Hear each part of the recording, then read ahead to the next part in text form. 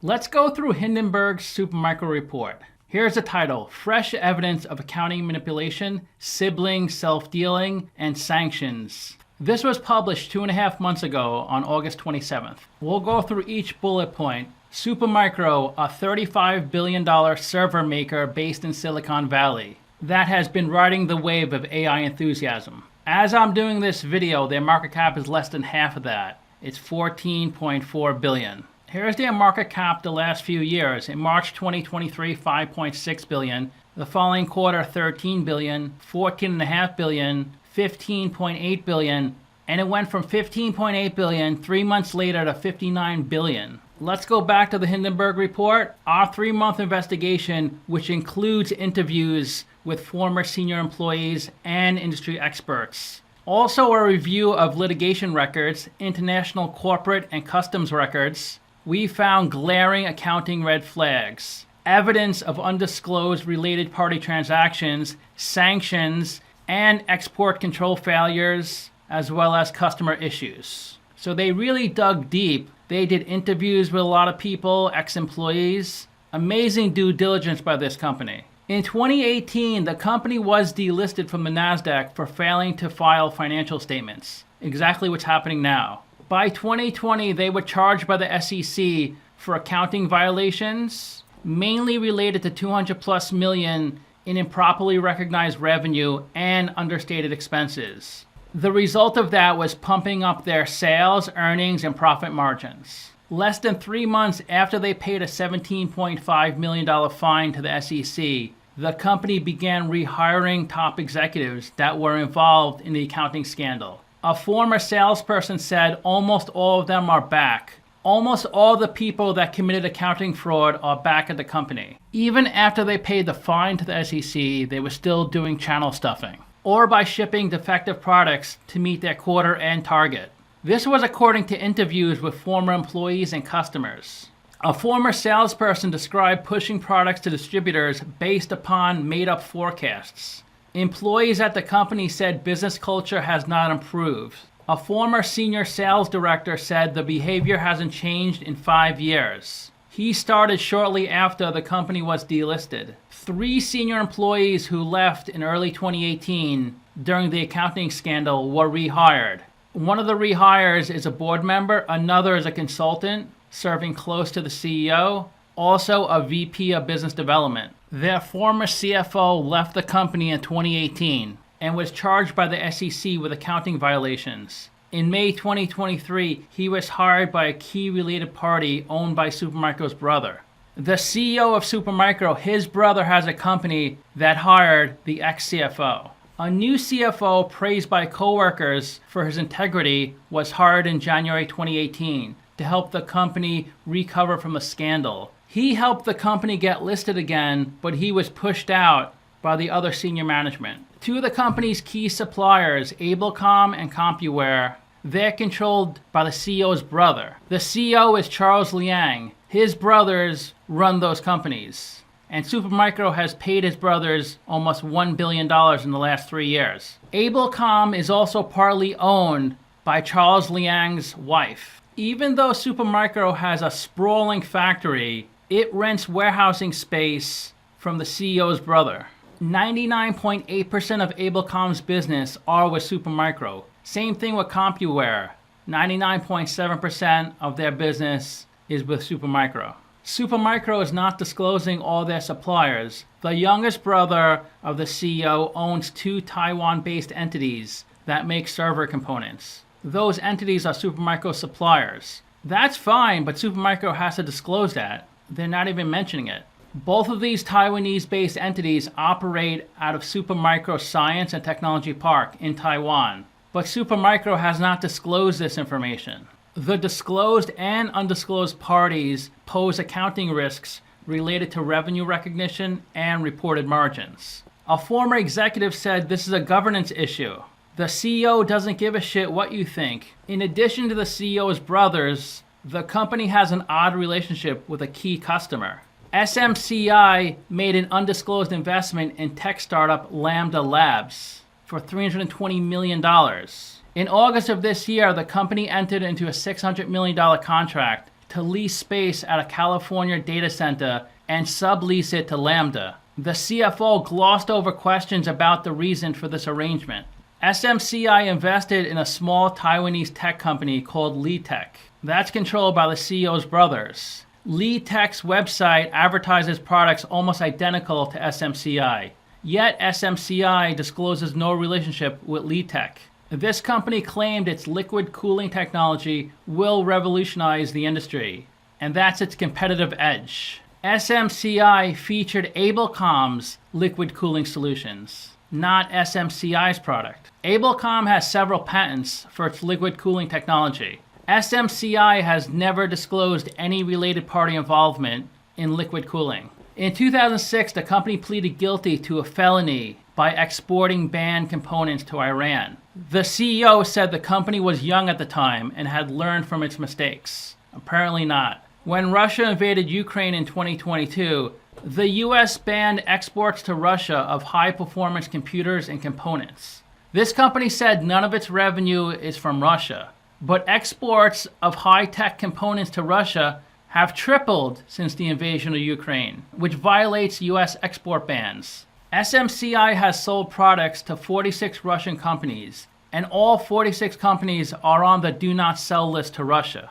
2/3 of the components Supermicro sells to Russia are being used on the battlefield in Russia. They sold $46 million to Niagara Computers.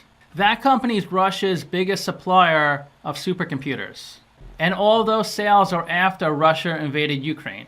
The sales in Russia were originally made through a distributor in California, but subsequently they were made through 3 newly formed Turkish shell companies, including one that was sanctioned for smuggling restricted items to Russia. Almost 30 million of their components were shipped to Russia's largest importer of dual-use civilian military chips. That is one of the main companies on the do not sell list.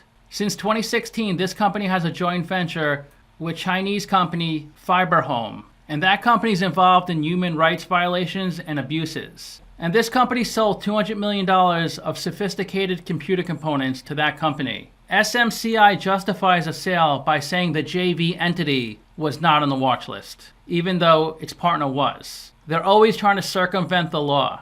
In addition to accounting issues and sanctions, there's also quality concerns. NVIDIA is a key partner and chip supplier to this company. Jensen Huang said nobody is better at building end-to-end systems of very large scale than Dell. The company CoreWeave was SMCI's largest customer, but in 2023, Dell announced a deal with CoreWeave for thousands of GPU servers worth over $1 billion.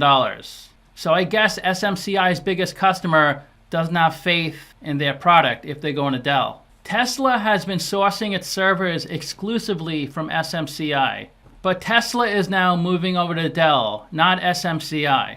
AWS was a customer, but they stopped buying from them after delivery issues. DigitalOcean switched from Supermicro to Dell after issues with Supermicro. This is what DigitalOcean says about Supermicro, a train wreck of sorts. If you look on SMCI's website, Genesis Cloud is a success story. But current and former employees told them this company is catastrophic. Dealing with SMCI is one of the worst experiences I've had. GMI Cloud said they experienced a malfunction rate of 17.5% on its orders of 256 Supermicro servers. GMI is moving away from Supermicro to Hewlett-Packard. NextGen Cloud said half of the orders they received from Supermicro had firmware issues. Even employees are saying we can't retain customers. We believe SMCI is a serial recidivist. That's a serial criminal that makes the same mistake over and over. It benefited as an early mover, but still faces significant accounting, governance, and compliance issues, and offers an inferior product and service, now being eroded away by more credible competition. This company was founded in 1993. They IPO'd in 2007 at $64 million. The company is a rack-scale total IT solutions provider, offering servers, storage systems, switches, software, and global support services. They sell to enterprise data centers, cloud computing, AI, 5G, and edge computing. Servers and storage systems accounted for 92% of the company's sales in 2023. 61% of their sales are in the US, 24% from Asia, and 10% from Europe. 64% of its sales are from OEM appliance, original equipment manufacturer, and large data centers, while 34% of sales came from enterprise and channel. It was founded by Charles Liang, an electrical engineer and systems designer, and his wife, who's an accountant. They were described as a one-man or one-family powerhouse. Their market cap increased 16x over 3 years from $2.2 billion to $35 billion. They were added to S&P 500 in March 2024 and the NASDAQ 100 in July 2024. The bull case is they offer exposure to AI chips, which is in high demand. Their server business growth was driven by increasing demand for GPUs. GPUs, graphics processing unit, gives you the ability to watch YouTube videos. With technology expanding so much, mainly from AI, there's immense demand for these products. Not just any GPU, but really good ones. They're adding capacity to fulfill increasing demand. They said they're working on increasing monthly rack scale production from 4,000 racks to 5,000 racks. They're working on liquid cooling technologies for racks with high AI workloads.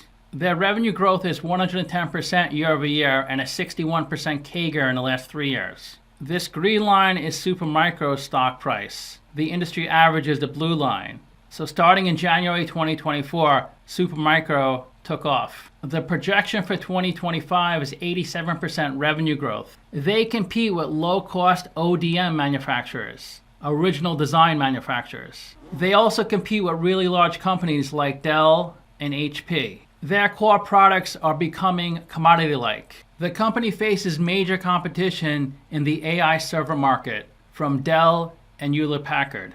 Dell has been selling its AI servers at near zero margins, just to remain competitive. The Taiwanese manufacturing giant Foxconn said AI servers will be its next trillion-dollar product. SMCI faces cost competition from less expensive Taiwanese ODMs. Those companies operate at thin gross profit margins between 4.1% and 10.7%. That's compared to SMCI of 14.1%. And this company's gross margins are slipping. They were consistently above 15% from 2020 to 2023, as you can see here.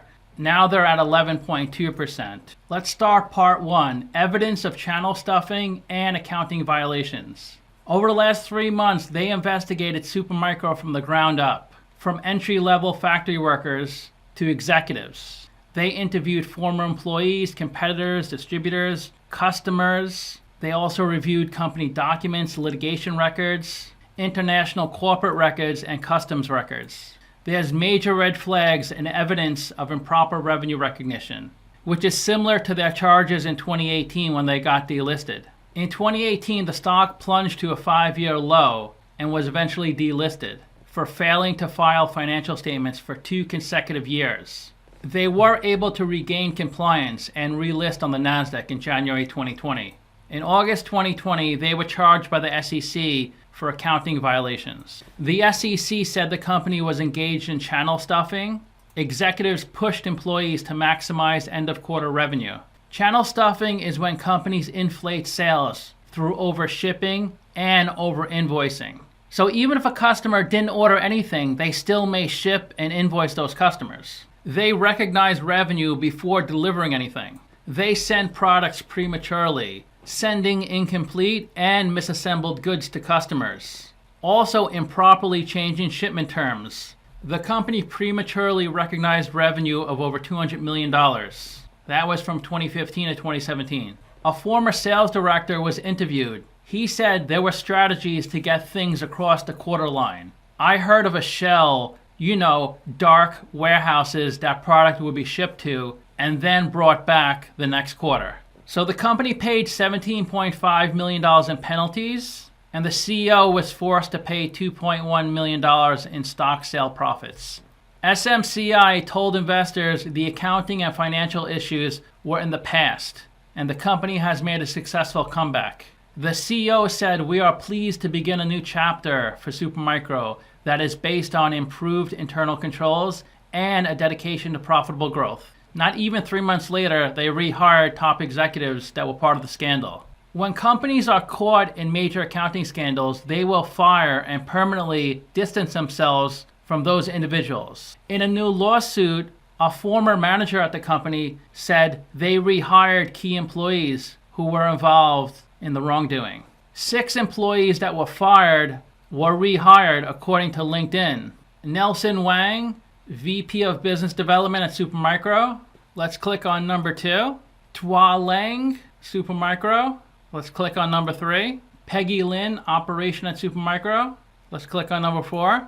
Gloria Sun, VP at Supermicro. Let's click number 5. Wally Liao, co-founder at Supermicro. Number 6. Salim Fidel. If you scroll down, you'll find that he does not work at Supermicro. He worked there October 2020 to August 2024. Now he works at these other 2 companies. Wally Liao was one of the co-founders of the company. In January 2018, they announced his resignation, but I guess they brought him back. Liao was mentioned in a 2024 lawsuit about their accounting fraud.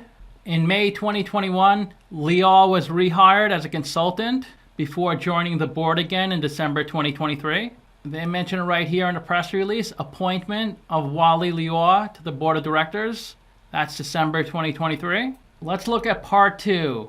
SMCI has done nearly $1 billion in transactions with related party entities controlled by the Liang family. Their relationships with third parties distort gross margins and profitability. They systematically understate expenses, which result in an understatement of cost of sales and overstatement of gross profit. Manufacturing companies seek to centralize their factories and supply chain with reputable, dependable suppliers in order to streamline costs and product development. This company just hires the brothers of the CEO, and they spent $983 million with the CEO's brothers. Abelcom was founded in 1997. Its CEO and largest shareholder is the brother of Charles Liang. Charles Liang's wife owns 10.5% of Abelcom. A sibling of Wally Liao owns 11.7%. CompuWare, founded in 2004. The CEO of that company is the younger brother of Charles Liang. Supermicro owns these factories inside this red box. Abelcom is this factory right here. 7% of SMCI's cost of revenue is from these 2 companies. For Abelcom, in the past 3 years, they spent $120 million, $190 million, and $168 million. CompuWare, $113 million, $170 million, $217 million. There are major conflicts of interest with these relationships. We may not negotiate or enforce contractual terms as aggressively with Abelcom or CompuWare as we might with an unrelated party. And the commercial terms of our agreements may be less favorable than we might obtain in negotiations with third parties. Pretty much all of Abelcom and CompuWare's revenue is from SMCI.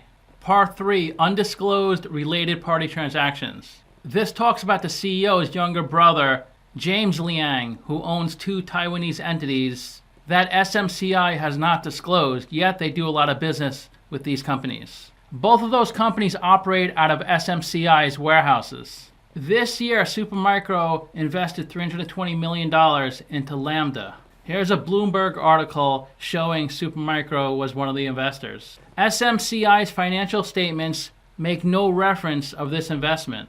Here they talk about the LeadTech investment. LeadTech distributes and manufactures technology products, including servers. 70 to 80% of their revenue is in China. SMCI makes no reference to this company. Abelcom owns 20% of LeadTech, CompuWare 10%. Supermicro never talks about this company despite advertising identical products, utilizing Supermicro parts on its website. Part 4, major product issues. Poor after-sales service and mounting competition are driving customers to leave Supermicro. Hindenburg found a slew of large, dissatisfied customers who had moved away from Supermicro. Even Jensen Huang at NVIDIA said they're moving over to Dell. SMCI's number 1 customer, CoreWeave, is going over to Dell. 22% of SMCI's revenue is from CoreWeave. They spent $2.6 billion per Bloomberg report. Dell announced a deal with CoreWeave. Their number 2 customer, Tesla, is also moving over to Dell. In a Barclays report, it said Supermicro is the exclusive AI supplier to Tesla, but now it's Dell. Actually, Elon Musk posted on X that it's splitting its business, half Dell, half Supermicro. Their number 4 customer, DigitalOcean, moved to Dell also. Maybe we should invest in Dell.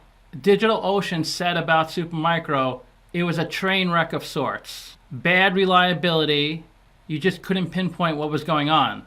Something keeps going wrong. Took a long time, and as you can imagine, a lot of frustration on many sides. Dell figured it out.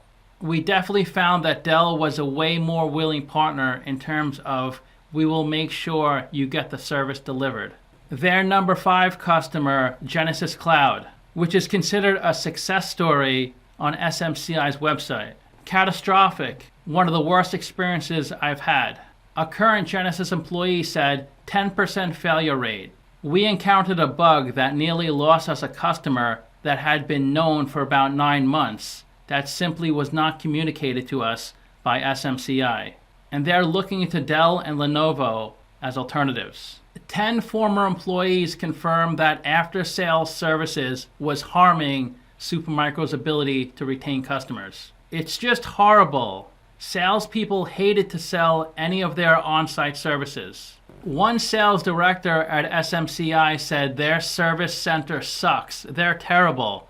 They do $5.5 billion in quarterly revenue, and there's only 20 people on the post-support team. Part 5, evading sanctions and export restrictions. In 2006, they pleaded guilty to 1 felony count of exporting computer components to Iran in 2001 and 2002. That's in violation of U.S. export bans. Here's the Wall Street Journal article. Supermicro pleads guilty in Iran export case. The CEO blamed the crime on inexperience. We are a new company and did not know every regulation. Now we are well trained and watch over this 24 hours a day.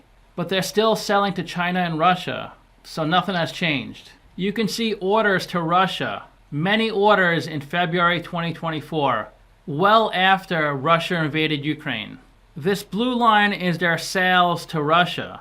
You can see it stops in 2Q 2022. Instead, they're using the CEO's brother's company to sell to Russia. And those sales have gone through the roof. It looks like in the second quarter of 2023, $60 million of sales just in that quarter. The US government has repeatedly warned companies to step up export compliance efforts to prevent goods being illegally smuggled to Russia. But SMCI is not listening.